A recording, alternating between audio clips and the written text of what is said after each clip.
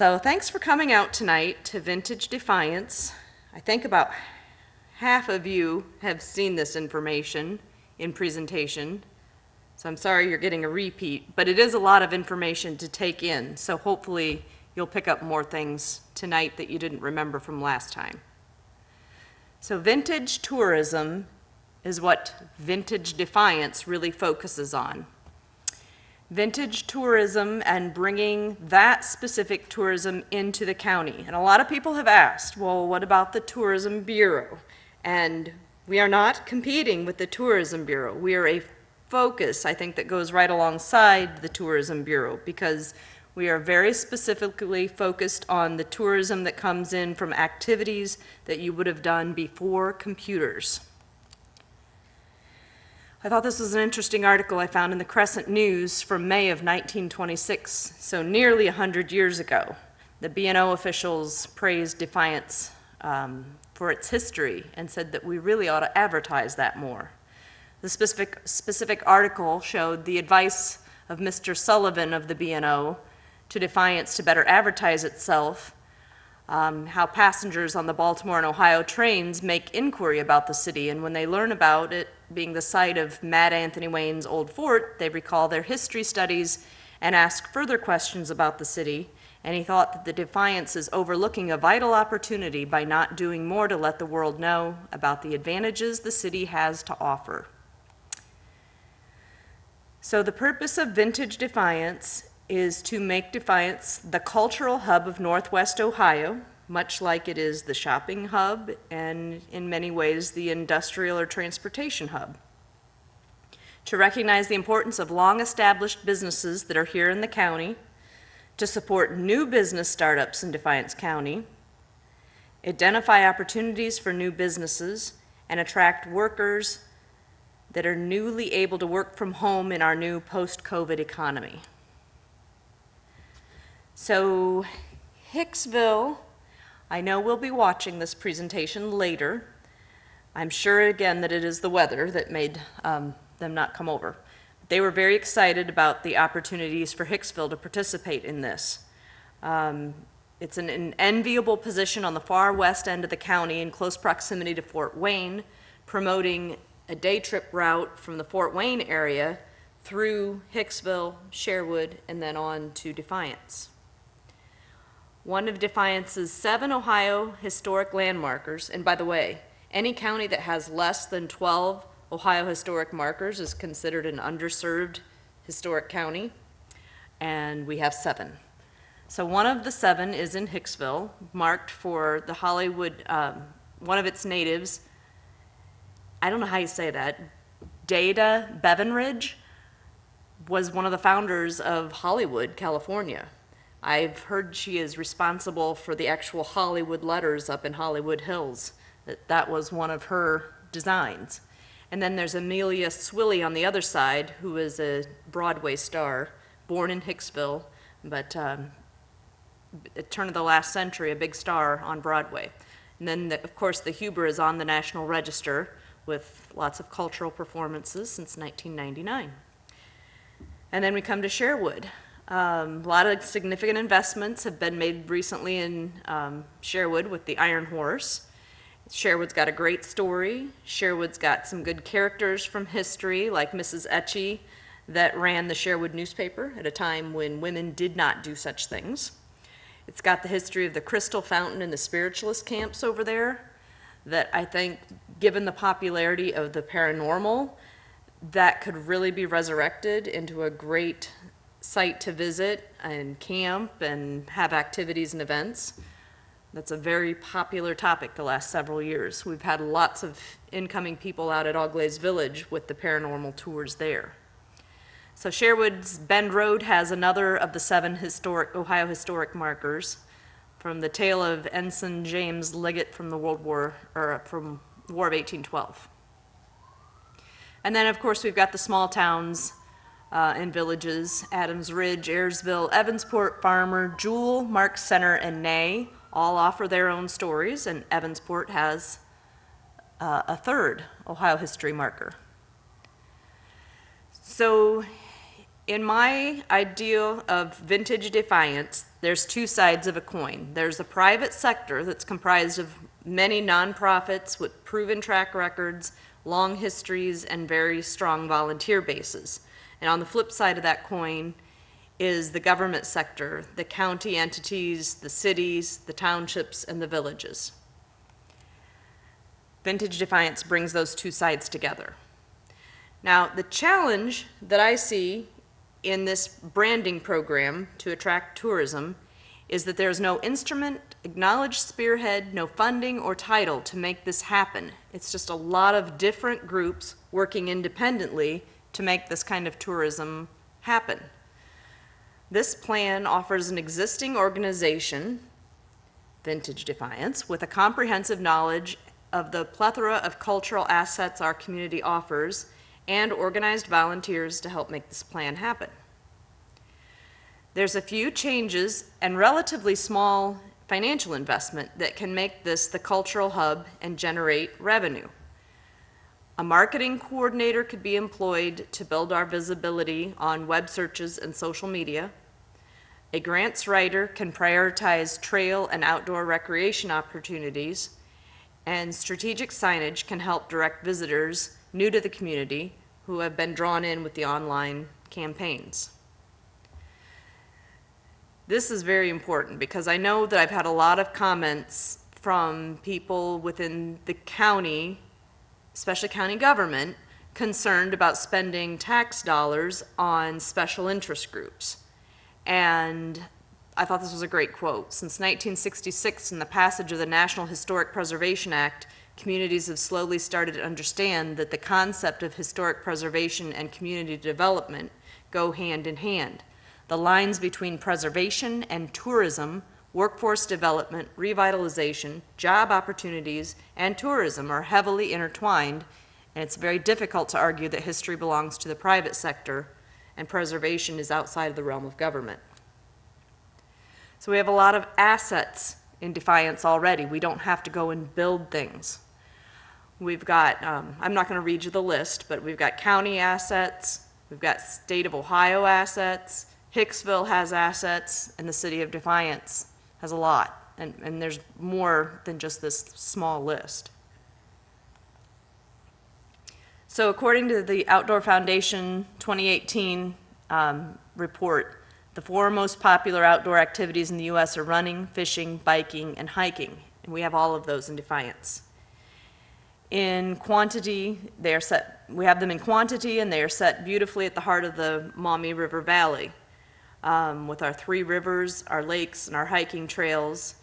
And then we have historic Victorian and craftsman architecture, just to name a couple, farm fields, rivers, and wooded lots.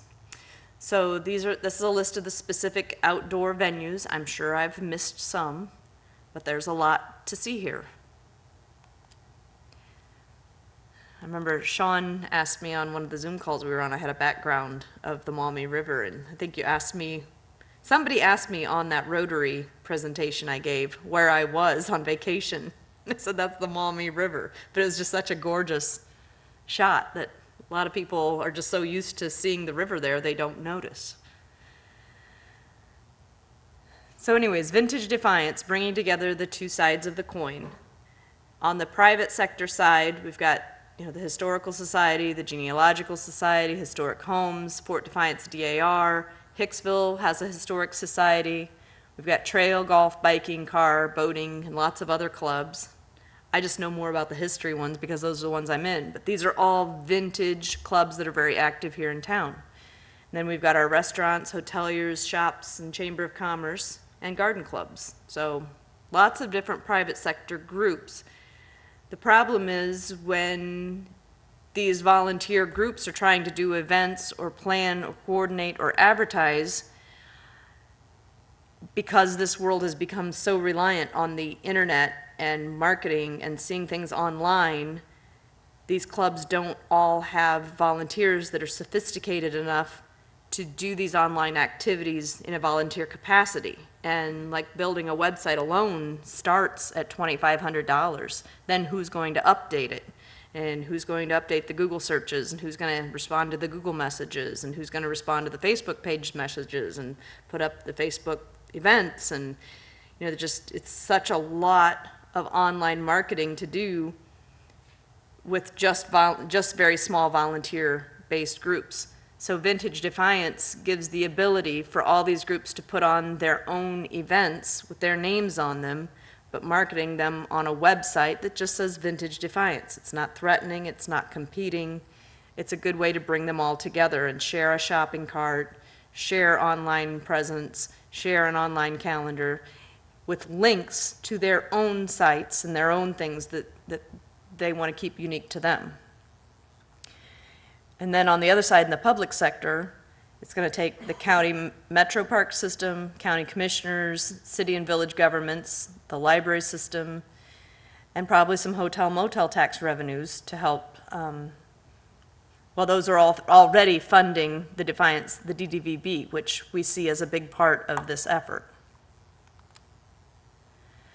The internet. So the internet has really leveled the playing field for us small towns. We can now compete with the big city papers because of internet searches.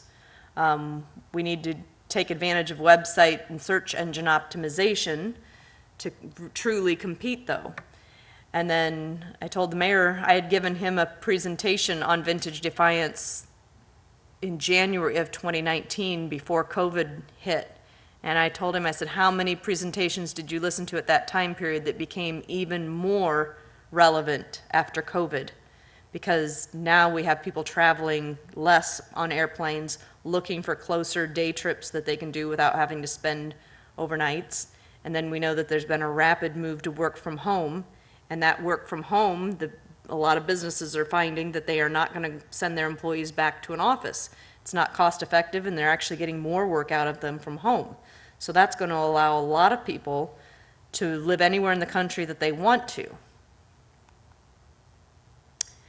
So that brings me along to the economic impacts of pursuing this Vintage Defiance program. We have a big-time brain drain in Defiance. I think a lot of you know that. Only 16% of the county residents hold a 4-year degree or higher, according to the 2018 census. That's not because we are not going to college. That's because our kids are going to college and leaving. Ohio is ranked number 12 for losing residents, although less Americans are moving since they started tracking such movement in 1947. But Ohio is still one of the top quarter of the losing states. Returning migrants statistically cite receiving help raising their kids as the #1 motivation to return to their hometown. So that's a big motivator. And again, with COVID and the return or a move to remote working, it's making that much more possible. But then looking at the other side of day tripping, living like a local, according to Sauter Village's website, 330,000 guests a year visit their facility, 52,000 of which spend the night. That means that they're bringing in, based on Ohio tourism average numbers, 19,188,000 into their economy from overnight guests. Now, we don't know how many of these day guests are from the area versus out of town, so the revenue generated for day trippers is unknown. But if Auglaize Village could attract just 10% of Sauter's overnight guests to come and spend a day in Defiance at an average of $116 a day, that would generate $500,000 into Defiance's local economy, assuming that the $116 is taxable. That's $40,000 a year in sales tax revenue. Now, Ohio is situated geographically to make it an easy day trip by car for 60% of Americans, plus a large portion of Canadians if they open the border again anytime soon. Or I should say when they open the border again. This proximity has led to an incredible diversity of experiences and explains why Ohio ranks 7th nationally by state in the number of travel tourism supported jobs. Day trippers on average spend, as we said before, $116 a day. Overnight travelers spend $369 a day. So the return on investment averages $154 visitor spending per dollar of advertising spending. And again, that's all from Travel Ohio's website information. So outside of the day trip target and the Sodder Village target, there's heritage tourism, which focuses on cultural heritage of a location where tourism is occurring, and that is huge. It accounts for 60% more. Culture tourists spend 60% more than other tourists at $1,319 per trip. They travel to unique destinations off the beaten path. That's us. In search of authentic experiences, wanting to learn something new and see something real during their travels. So added on top of that, another layer of tourism to attract is the trails. The state of Ohio and the Ohio Division of Natural Resources is committed to making Ohio a leader in providing world-class recreation trails. I've read that they want a trail system within 5 miles of every Ohioan. So they've created and collaborated with ODNR for the Ohio Trail Vision. This group provides funding to create local trails at the local level. And their plan is that once we get enough of those local trails, they were going to purchase corridors and develop a statewide trail system that I am sure will be linked with restaurants, places to eat, places to spend the night. And I don't know for sure, I've not heard, but I would suspect they're going to really look hard at the Buckeye Trail Loop, because that just makes sense to come around through the state of Ohio on that loop. And if they do, we just need to be ready. We need to have our trails here so that they build their corridor. Then there's specialty tourism, and I've got an example of gardening. So according to the International Garden Tourism Research, Richard Benfield, and he's quoted in a lot of websites online, but garden tourism is bigger than Vegas and Disney combined. So yes, we have some gardens around here to see actual planted gardens, but we could also develop a garden trail throughout our county, maybe leading from Fort Wayne to Toledo and back again. I mean, we could decide to link up with other counties, but there's all these garden centers that all have specialties of plants that they market and seasonal specials, and they change what they have based on the season. So again, promoting this heritage tourism and having a site with somebody that's actually running it that can market. Someone's looking in the springtime for plant centers near me or plant centers in Defiance County, they're going to find this. They can find a link and we can publish a map. But that's not just gardening. We can do that. It's not we can do that. It's the businesses and people that are here can use this vintage Defiance and this marketing. They can promote fishing trips. They can promote boating. They can promote golf, performing arts, food, history, farming. You know, we could have a history trail in Northwest Ohio. We could have a golf course trail. We can have a canal trail, underground railroads, Hispanic culture. I mean, it's just no end to what you can do and really focus on the vintage part of it. So then you get back to, are the people here locally going to support this? So I think it's interesting then to look at who lives here. Found it very interesting that the 2018 census showed the median household income for Defiance County at $55,295, when the median state income is just over half of that. Only 40% of households have children in the home, which means the family-friendly activities that we hear about so much, there's a lot of room with 60% of households not having kids as the main focus. And only 26% of households are traditional nuclear family with 2 parents and kids in them. So I think this means we need to really look at how we're marketing and who we're marketing to and what those people want. Our median age in the 2018 census is 40, and in 15 years from now, it's supposed to be 65 for median age. So we really need to be thinking ahead of what people in that demographic are going to support, because that's your tax base, that's your voters. And you can Google to your heart's desire, and you're going to find that baby boomers and people in that category, as well as millennials, the one thing they do have in common is wanting those outdoor nature activities. They all want the trails, they all want the metro parks, and they all are interested in healthy living.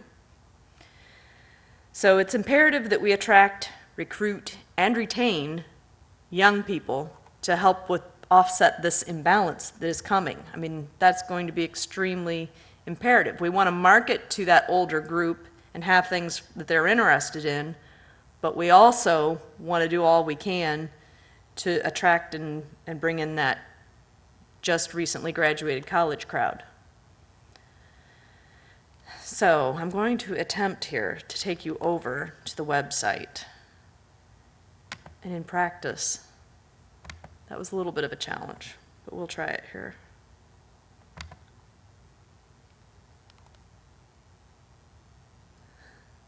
Come back on. This was the challenge.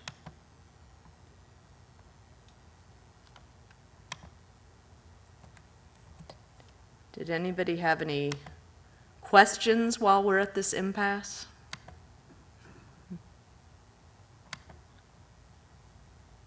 There we go.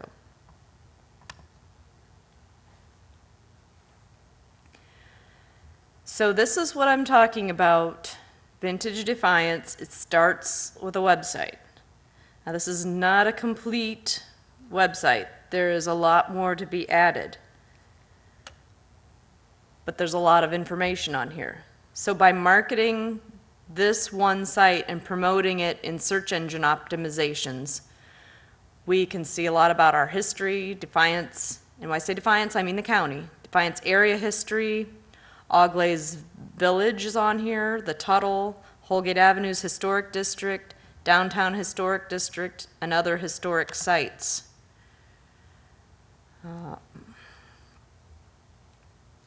See, there's room for more on here. So just to give you an idea. We need to put things on there like the other history markers that are in Sherwood and Hicksville and Evansport. Then we've got accommodations. So again, this is where it helps to have a tourism site that's focused on the vintage, because Christy really has to serve everybody. You know, Comfort Inn, everybody is her customer. But this is specifically for the vintage attractions, like staying downtown, because the downtown is on the National Register, so that fits in with our scope. We've got the second story. Right now we have the historic Defiance Inn. We've got Powell Creek Campground. We have other campground experiences, Independence State Park, which has really been picking up when they did their primitive camping. Shepherd's Pasture, Powell Creek. Having pet information is really helpful. And like I said, then if you want to book things, you can book now there, or there's hot links to almost everything. So one click takes them into more information on the state park. You know, it's all linked up in one place. They want to book the second story, takes them right into the second story's website. Very easy to use. Dining. What's in Defiance for vintage dining? Because I know Ruby Rose just made a comment on Facebook the other day that they have people ask all the time, what else is there downtown that's similar? And I think Christy gave her a list of your downtown businesses.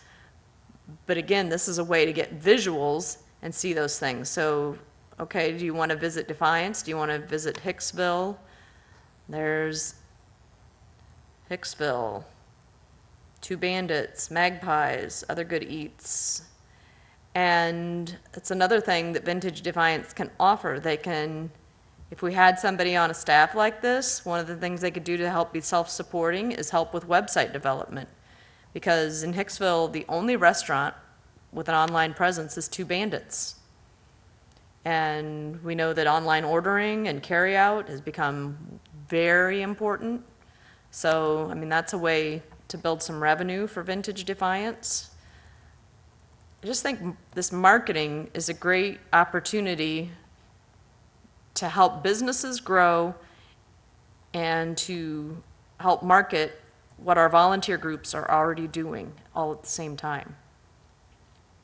Defiance Dining. Now, I haven't checked lately. When I built this website, Cabin Fever, no, not Cabin Fever. It was just Casa Vieja and Sweetwater were the only two restaurants that actually had a website. The others just had Facebook pages. Like I said, I haven't checked recently on that, but it's really important. Let's see, visit our site. This is what I'm talking about. So because I was showing this to Matt Mayer up at Bud's, what we were doing, he asked us to create him an easy website. Real simple to do, because we already have the account with our software. So we've got the Vintage Defiance logo up here on his website because he qualifies for that. And in our mind, we're going to put this logo on menus of the restaurants that qualify to use it because they're vintage. They can put it on their menus, they can put it on their websites, they can put a sticker on their front door to show that they're a member, and then people will start to look for that and know that that's a brand, that that's the kind of opportunities and experiences that they're looking for. So, like I said, I think I built this for Bud's in 2 hours. Just pulled pictures off of his page. There's an order form to order pies. If you scroll down, let's see. Go back. There's a gallery of photos and an opportunity for them to put their history on here too. So, all right. Oh, and that was the other thing. Yeah, and we were able to link him up with his Facebook page and his Yelp and home.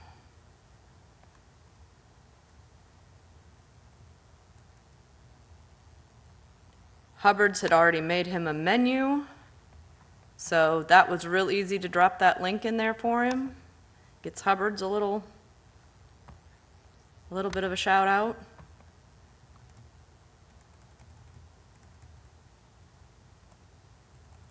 All right. I'll get off of that now. But anyways, very basic, very easy. Oh, that's why it's not on there. Yeah, he's not ready to go live with his online ordering, but there's a link right here. That's what I was looking for. That's his online ordering. And all I have to do is click one switch and that links to his Clover account that he's already got in the restaurant, checking everybody off of out from their regular dining bill. So simple to do.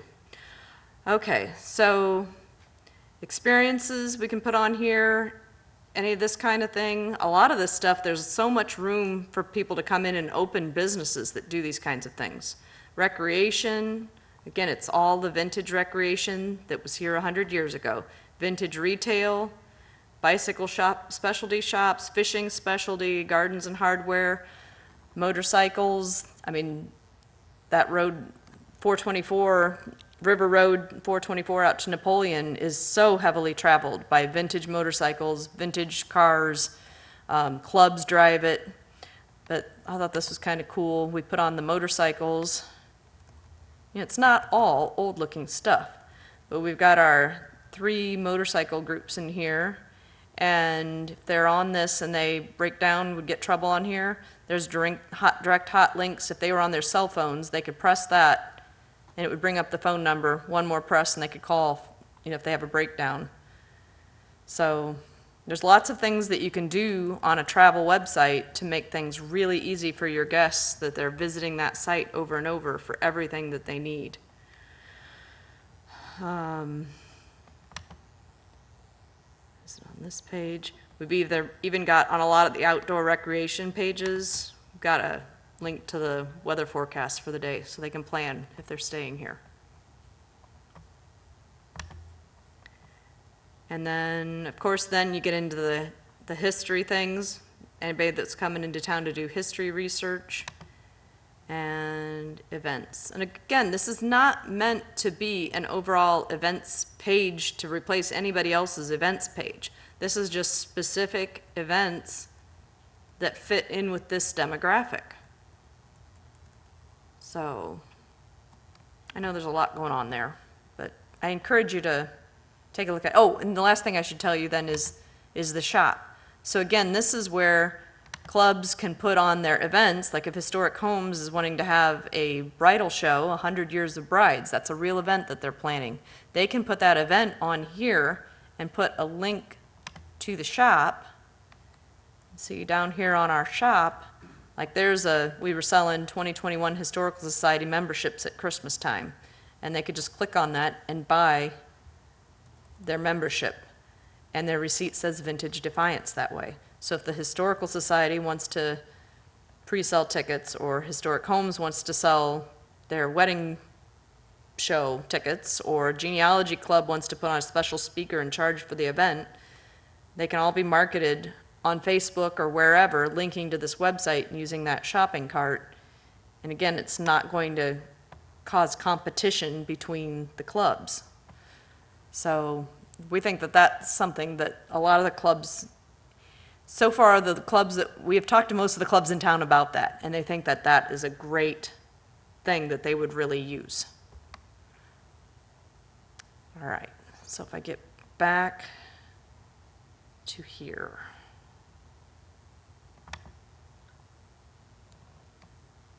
Do I have to recast it?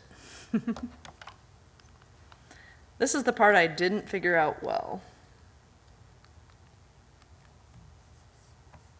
Maybe just close all that. Because the clicker's not doing what I told it to do earlier.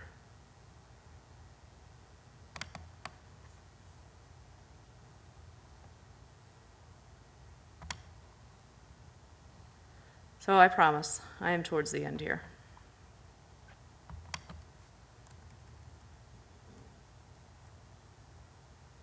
So again, it's just a few changes, and a relatively small annual investment can make Defiance, help it be this cultural hub and generate more revenue.